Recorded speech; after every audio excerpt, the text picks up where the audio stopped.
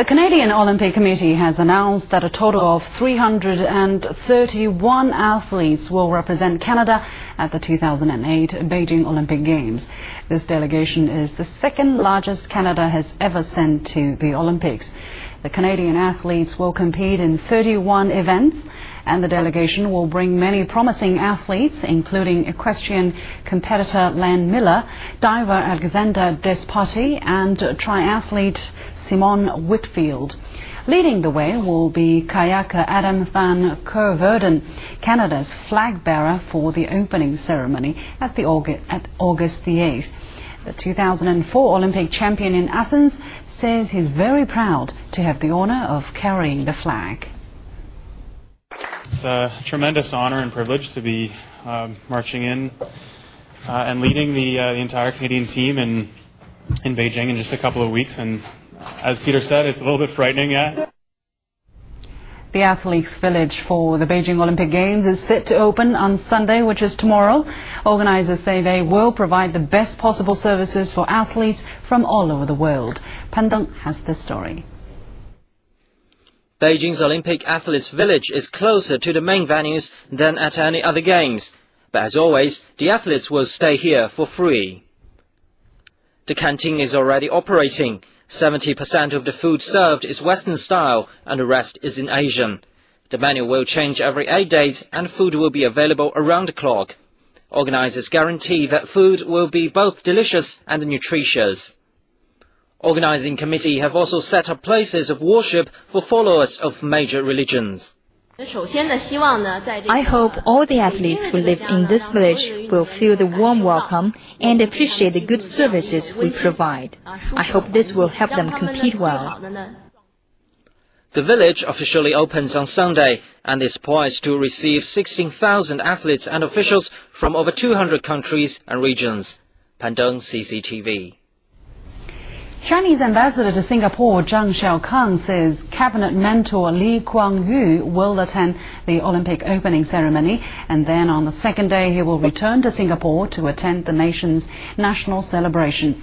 Lee, who will soon turn 85, is the founder of Sino-Singaporean ties. He's also helped to promote the dialogue mechanism over the Taiwan Straits.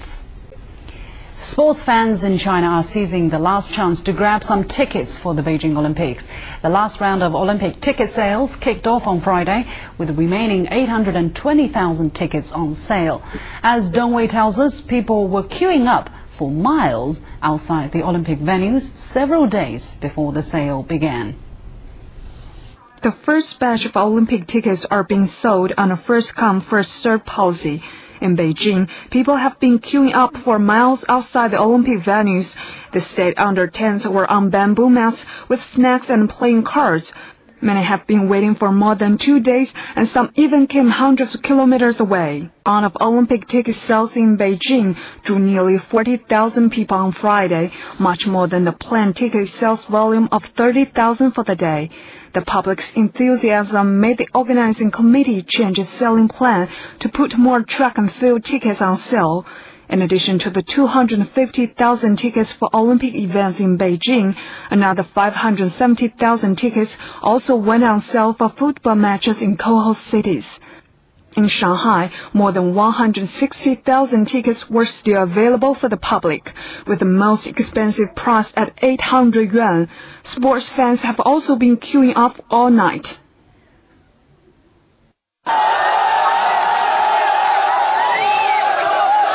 I came here at noon yesterday. Situations are similar at Olympic venues in Qinhuangdao, Hebei province. Thousands of citizens and tourists stood in long lines for hours and days. I haven't had meals since last night, only drinking some water. I'm so excited I can get one ticket.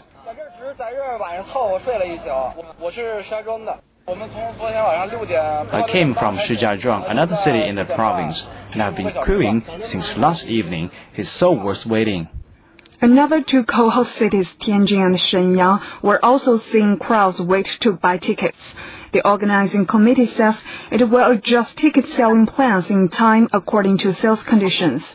It suggests people browse on the official website or call the ticket offices to get the latest information before making decisions. Dong Wei, CCTV. The Olympic torch relay continues its domestic tour. It kicked off at Kaifeng City in central China's Henan province this morning. At 8:15 a.m., Professor Wang Liqing of Henan University started the relay in front of the university's library.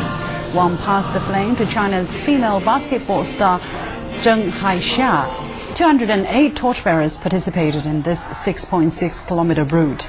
In ancient China, Kaifeng was the famous capital of 7 dynasties. The Song dynasty was one of the most prosperous eras for Kaifeng. Back then, it was the political, cultural and economic center of China.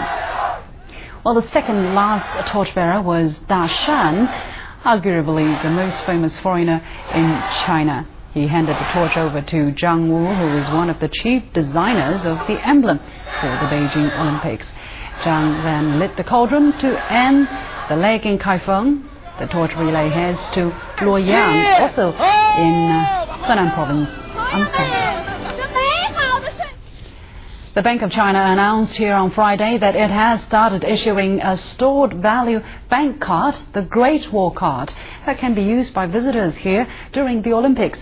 They can purchase the card at any BOC branch in the capital and get a refund for any remaining value when they leave.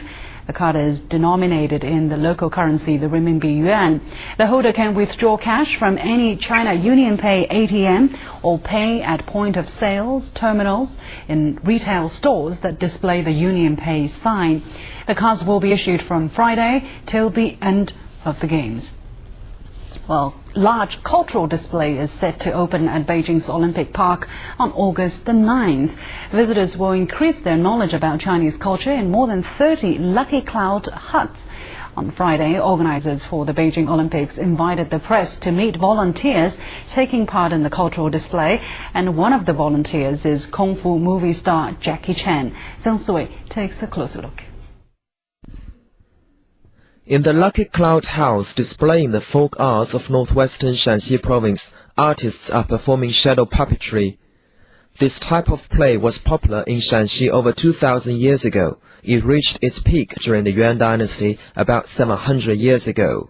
The artists here are giving visitors from home and abroad the chance to experience traditional Chinese culture. I still have more to learn about Chinese culture. I have visited 6 of the special houses here, and I learned that paper can be used in this way. I think TV stations and other media outlets should cover Chinese culture more, so it will go global. I think foreigners will like this. I really wish a place like this could continue, so that more foreigners can understand China. The Lucky Cloud houses feature a large number of state-level non-tangible cultural heritages and folk arts from provinces, municipalities and autonomous regions. The houses open to athletes and spectators, and the number of visitors is expected to reach an average of 180,000 a day during the Games. Zheng Sui, CCTV. More than 200 decorative lights for the Olympics got a tryout in Beijing on Thursday evening. The new installations will augment more than 2,000 lighting facilities already lighting up Beijing at night to help make the Summer Games as bright as possible. Li Xiang takes a look.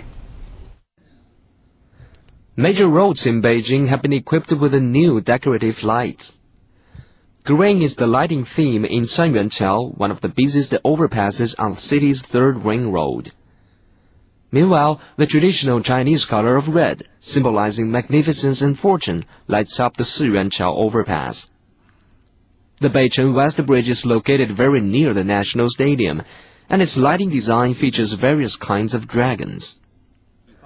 The 3 overpasses and the Olympic Central District will be lit up by the newly installed lights. They can be considered as an extension of the landscape of the Olympic Central District. In addition to roads, major cultural sites such as the Forbidden City and the Summer Palace have all been dressed up with colorful lighting facilities. Local authorities say electricity-saving equipment has been used in the displays. They also say the installations will not consume very much electricity, and there is no need to worry about power supplies. Li Xiang, CCTV.